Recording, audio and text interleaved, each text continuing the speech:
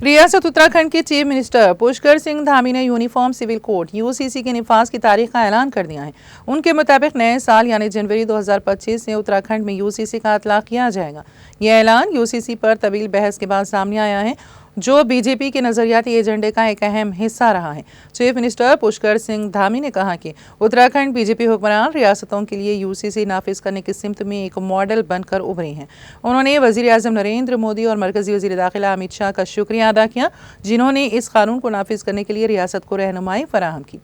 ये बात काबिल जिक्र है कि पार्लियामेंट में आइन पर बहस के दौरान वजीर दाखिला अमित शाह ने उत्तराखंड समेत दीगर बीजेपी हुक्मरान रियासतों में यूसीसी को नाफिज करने के आज़्म का इजहार किया था।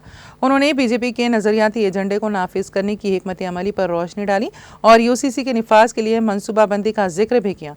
उत्तराखंड में यूसीसी के निफाज को बीजेपी अपनी एक अहम कामयाबी के तौर पर पेश कर रही है, जो कौमी सतह पर बहस व मुबाहसे का मौजू बन सकती है।